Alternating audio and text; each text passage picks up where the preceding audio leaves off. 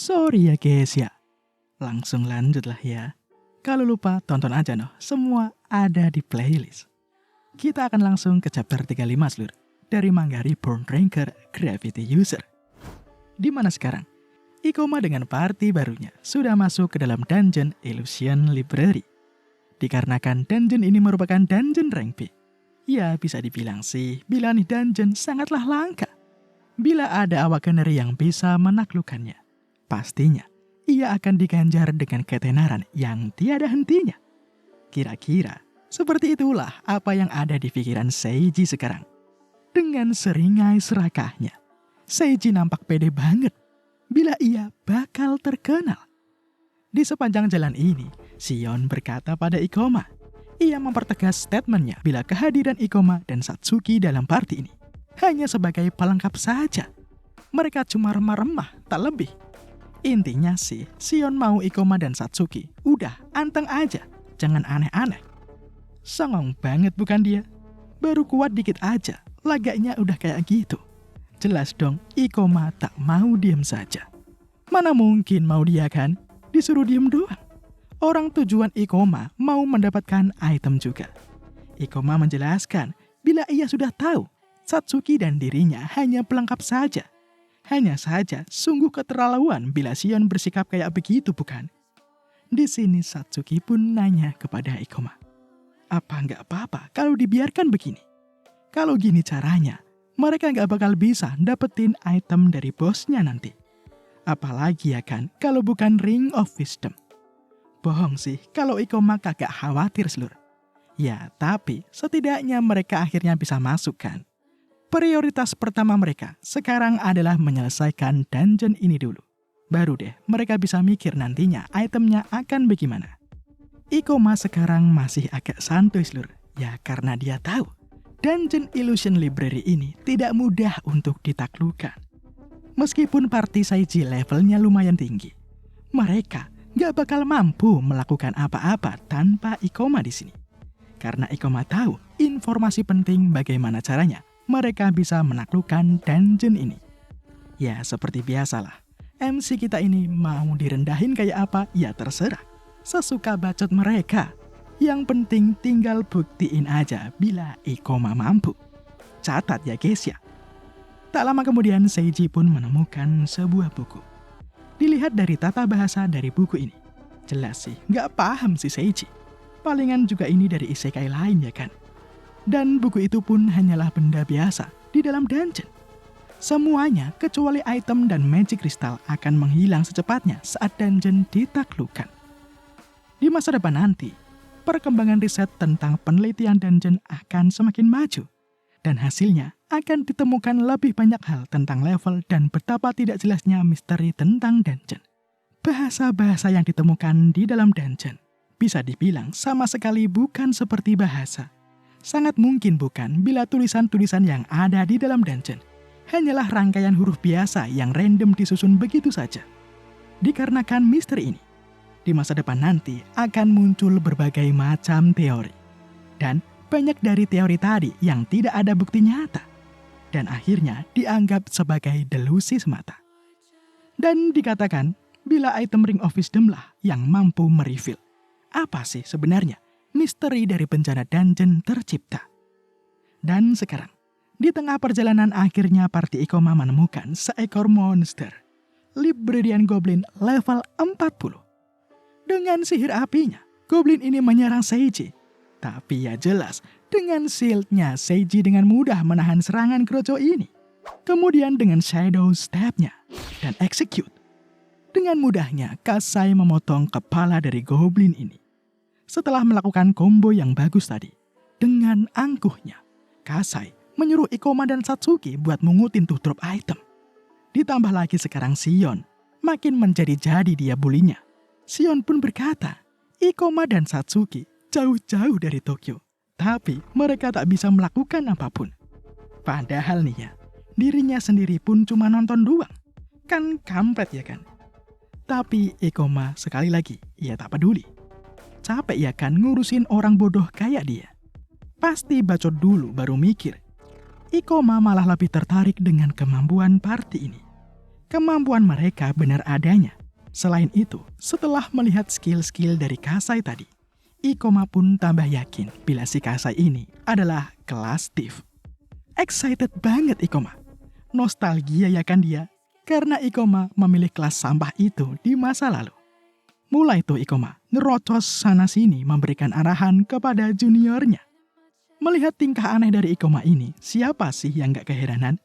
Jelas sekali, Kasai gak mau dengerin masukannya Ikoma. Apalagi Kasai orangnya sombong banget. Jelas ngamuk dong si Kasai. Yah, kalau ini sih emang Ikoma aja yang keterlaluan, Slur. Saking excitednya Ikoma sampai lupa kalau Ikoma itu bukan lagi kelas Thief. Dia sudah bukan top rank Thief. Ya kalau begitu, mana peduli Kasai sama Ikoma? Karena Kasai notabene adalah top ranker Thief di masa sekarang. Ditambah lagi sekarang, kelas Thief itu sangat populer. Jadi, ya begitulah. Lebih baik lanjut menjelajahi dungeon lagi ya guys ya. Semakin lama mereka menjelajah, Kasai sekarang semakin heran. Katanya nih dungeon merupakan dungeon langka. Tapi Kasai merasa bila kesulitan dari dungeon ini tuh be aja cuy. Nah, seakan menjawab jumawanya Kasai, muncul tuh seekor monster. Clock Rabbit level 45. Meskipun monster ini terlihat lemah begitu, nih monster OP juga cuy. Menurut informasi yang didapatkan Ikoma, monster ini merupakan mimpi buruk yang dapat membantai satu party. Maka dari itu, Ikoma pun menyarankan agar mereka sebaiknya mundur dulu, cari rute lain saja. Tapi, mana mungkin kan orang-orang somplak ini mau mendengarkan Ikoma. Kasai dengan pedenya melangkah maju. Jelas Ikoma makin ketar-ketir sekarang. Emang susah kalau partian sama beban yang sok pro. Terbukti sekarang, serangan-serangan dari Kasai sedari tadi tidak ada yang mengenai Clock Rabbit. Karena sudah begini, jadi Ikoma nggak punya pilihan lain cuy. Dia juga harus ikut menyerang. Kalau enggak, nih party bisa-bisa kena bantai. Melihat Clock Rabbit yang menjauh menjaga jarak, Ikoma pun kini sadar. Monster itu akan menggunakan skillnya. Ikoma memperingatkan semua orang untuk saling mengcover satu sama lain. Karena jika mereka lengah sedikit saja, bisa dipastikan akan koit. Mendengar itu, Kasai pun sekarang ragu. Masa sih monster lemah kayak gitu kok sangat berbahaya? Gak masuk akal banget bukan? Kasai masih ngeyel dia. Padahal sekarang jelas-jelas tuh Clock Rabbit menggunakan skillnya. Buku-buku yang ada di sekitar kini mulai melayang. Buku-buku tadi kini berubah jadi monster ganas yang siap untuk menyerang. Mamam gak tuh? Dibilangin pada gak percaya. Panik kan sekarang mereka. Tapi karena si Kasai orangnya bebel, jadi ya tetap aja gak mau mundur dia. Akibatnya sekarang Kasai pun harus menghadapi serangan bertubi-tubi dari monster kampret itu. Meskipun dapat menangkisnya, Kasai tak tahu bila di atasnya sekarang Clock Rabbit siap untuk memangsanya. Nah loh, auto terpaku si Kasai. Gak bakal bisa ngindar dia. Tapi sayang cuy, Ikoma malah lebih memilih menyelamatkan orang songong ini. Ikoma secara tepat menahan serangan Clock Rabbit tadi kemudian menendangnya menjauh. Yah, dengan skill Ikoma, kalau soal pertarungan di udara sih Ikoma tetap OP cuy. Melihat orang yang diremehkannya malah menyelamatkannya. Kesel dong si Kasai. Auto heran dia. Kini Clock Rabbit pun mulai menjauh lagi. Tapi sekarang Ikoma sadar, Clock Rabbit emang begitu. Dia nggak bakal berani nyerang secara langsung. Pola serangannya adalah berlari untuk melancarkan serangan kejutan. Ya kayak tadi. Makanya sekarang, Ikoma pun mulai mengambil alih komando dari party yang nggak guna ini. Ikoma berkata, ia akan mengurus 3 Grimoire, sedangkan yang lainnya bakal ngurus sisanya. Dibilangin begini, masih aja nih Seiji ngeyel. 3 Grimoire itu sangat sulit untuk Ikoma. Itu terlalu berlebihan. Bukankah itu tindakan yang gegabah? Dikarenakan masih ngeyel dengan tegasnya, Ikoma pun berkata, bila mereka bisa mati di sini, lebih baik mereka turun dulu untuk menyusun strategi. Nah, setelah kejadian Clock Rabbit tadi, mental dari party sombong ini seketika runtuh cuy. Melihat musuh kuat yang gak pernah mereka jumpai, jiper mereka. Sombong doang ya kan, kemampuannya kosong. Mumet sekarang Ikoma seluruh. Damage dealer hampir mokat tadi. Si Sion sekarang gemeter. Dua support lainnya pun harus dilindungi supaya mereka bisa maksimal. Hanya Satsuki doang tuh yang masih bisa diharapin. Satsuki berkata, ia percaya pada Ikoma. Mereka kan hanya tinggal mengalahkan satu monster. Terus mereka bisa lanjut bantuin Ikoma. Maka dari itu, pertarungannya pun kembali dimulai ya guys ya. Seperti rencana awal, Ikoma maju untuk menghadapi 3 Grimoire. Sangat menjengkelkan melawan tipe musuh kayak begini. Udahlah terbang, bisa menebak sihir pula. Apalagi Ikoma juga harus waspada sama Clock Rabbit sialan ini. Tapi ya mau gimana lagi. Yang penting gaskan saja ya guys ya. Sementara Ikoma menghadapi ketiga Grimoire, anggota lain kini pun mulai menyerang satu sisa Grimoire lainnya. Setelah Kasai menggunakan shield untuk menghadang serangan tadi, Sion sudah siap untuk memberikan serangan lanjutan. Tapi, nggak kena cuy. Frustasi si Sion sekarang. Lawan satu doang aja udah ribet banget. Apalagi Ikoma yang harus lawan 3. Apa Ikoma itu bodoh? Ya bener juga sih apa yang telah dibilang Sion tadi. Meskipun tadi Ikoma pede, ya tetap aja menjengkelkan seluruh ngelawan 3 Grimoire sekaligus. Dengan skill-skillnya, Ikoma dapat menahan serangan-serangan dari Grimoire tadi. Kemudian dengan menggunakan Gravity Moiety-nya, Ikoma mulai naik ke atas. Dan dengan Meteor Slash-nya, satu Grimoire kini telah dibereskan. Mantep bukan? Setelah aksi ciamik dari Ikoma tadi, combo Satsuki dan Kasai pun berhasil mengalahkan satu Grimoire lainnya. Auto Sumringa si Sion dan Seiji seluruh. 2 Grimoire telah dibereskan sekarang. Tapi tentu saja, Clock Rabbit nggak bakal tinggal diam. Dia mulai menggunakan skillnya lagi untuk mensaman Grimoire yang lainnya. Kini, 2 Grimoire baru menyerang ke arah Sion. Nggak terima seakan-akan Grimoire ini meremehkannya. Sion mau ngebantai 2 sekaligus lur. Tapi jelas Ikoma melarangnya. Udah beban, baiknya berlindung aja. Tuh, berlindung di balik perisai Seiji. Nah, tambahlah emosi seluruh si Sion. Karena emang dasar otaknya bebel. Jadi ya gini, Sion memilih menyerang 2 Grimoire tadi. Di saat Sion hendak menyerang, Clock Rabbit tadi malah mengeluarkan suaranya. Mendengar suara tadi, Sion auto panik cuy. Berbalik badan dia. Ia mengira Clock Rabbit tadi bakal nyerang kayak yang ia lakuin ke Kasai. Tapi nyatanya, Sion cuma dimainin sama Clock Rabbit bangke itu. Di saat Sion lengah ini, satu Grimoire berhasil menggigit pinggang dari Sion. Salah sendiri ya kan, dibilangin malah ngeyel ya guys ya. Kena batunya kan dia. Sekarang Sion mulai ketar-ketir. Ia merasa ia bakal mati sekarang. Tapi ya tentu saja, MC kita yang super duper baik ini menolongnya lagi. Ikoma mendekat kemudian menyerang Grimoire tadi. Meskipun agak kasar, tapi dengan begitu Grimoire-nya bisa lepas cuy. Tubuh beban yang terpelanting kini merasakan kesakitan. Belum juga menghela nafas, beban ini lagi-lagi dihampiri oleh satu Grimoire yang lain. Dan dengan sikapnya, Ikoma lagi-lagi kembali mengcovernya. Segera Ikoma pun meminta Seiji untuk memulihkan Sion dengan heal-nya. Akibat dari bebelnya beban tadi, kini kondisi party yang udah baik malah jadi tambah kacau. Cuma Ikoma yang masih bisa tenang dalam kondisi sekarang. Karena dia tahu, skill milik Clock Rabbit ini memakan banyak mana. Selama mereka bisa mengalahkan Grimoire-nya, mereka pasti bisa menang. Tapi tentu saja cuy, Clock Rabbit ini pun juga tahu kalau kelemahannya itu ada di mana. Sudah mulai nggak sabar tuh si Rabbit bangke ini untuk mengakhiri pertarungan secepat mungkin. Karenanya Clock Rabbit pun terus-menerus menyerang. Ikoma pun mulai menarik perhatian Grimoire kepadanya lagi, supaya tuh beban bisa selamat. Di saat Ikoma menyerang, pedangnya nyangkut di congor Grimoire. Dengan skillnya, Ikoma kembali berhasil membunuh satu Grimoire. Setelah itu, Ikoma kini dihadapkan dengan 2 Grimoire yang menerjangnya. Ditambah lagi, dengan Clock Rabbit yang di belakangnya. Ia juga siap menyergap.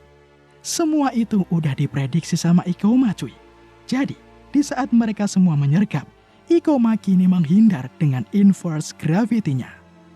Meskipun begitu, masih tetap aja Ikoma di saat menyerang masihlah gagal mengenai Clock Rabbit tadi. Ditambah lagi, kini kondisi party juga sudah mulai kewalahan. Mau gak mau, Ikoma harus mengalahkan tuh Clock Rabbit secepat mungkin. Karenanya Ikoma pun kembali maju. Bila serangannya kali ini gagal, maka tamatlah riwayat mereka semua. Di dalam pikiran Clock Rabbit, dia pede banget cuy. Cuma tinggal ngindar doang, udah beres, dia bakal menang. Kini Ikoma menggunakan skillnya untuk menyerang. Dan sesuai rencana, Clock Rabbit pun kini tinggal melompat ke atas. Pede banget dia cuy kalau dia bakal menang. Dia nggak tahu kalau Ikoma udah ngepredik gerakannya. Skill Ikoma ternyata diarahkan ke atas tepat di depan komuk Clock Rabbit. Anyo! Clock Rabbit pun akhirnya jatuh ke lantai. Dikira MC kita ini bodoh apa ya? Tak mau mokat, Clock Rabbit pun kini masih aja berusaha menyerang. Tapi ya jelas, dengan mudahnya Ikoma membereskan Clock Rabbit-nya. Ikoma berhasil naik level ke level 45. Mantep. Akhirnya, ketegangan menggendong para beban pun kini udah kelar. Sontak saja, Sion sekarang leganya minta ampun. Auto berkaca-kaca tuh matanya. Seiji pun di sini meminta maaf kepada Ikoma karena tadi dia merendahkannya. Seiji sadar kalau tadi cuma bertiga saja, wassalam partinya. Kemudian sebuah drop item pun muncul, isinya adalah skill book rank B. Dengan menggunakan ini, maka akan bisa memiliki skill dash. Kalau dijual, Ikoma yakin skill book ini bakal laku 10 juta. Mantep banget bukan? Mendengar hal itu, auto ijo mata dari Seiji. Tapi di samping semua itu, Seiji sekarang menyarankan kalau sebaiknya mereka kembali dulu. Terlebih lagi, MP Seiji juga mau habis. Apalagi dengan keadaan Sion yang kayak begitu. Ikoma pun sekarang mikir-mikir seluruh. Masih nggak ikhlas dia kalau nanti item Ring of Wisdom malah jatuh ke tangan orang lain. Toh, masalah paling rumit sekarang itu ada di Clock Rabbit. Kalau mereka bisa menghindarinya, maka bisa dipastikan mereka bakal aman.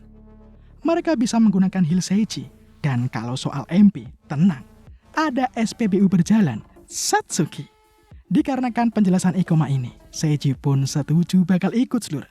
Tapi masalahnya ada di dua orang kampret ini.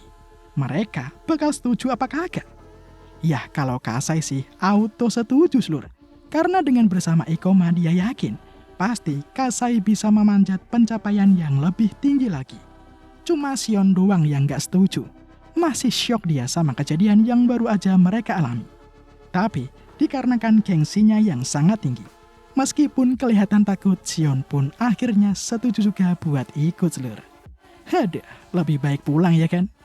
Sementara itu, di luar dungeon terlihat ada dua orang yang dihadang masuk. Tapi setelah ditunjukkan identitasnya, penjaga pintu dungeon pun langsung tunduk cuy. Karena ternyata mereka berdua merupakan utusan langsung dari pusat.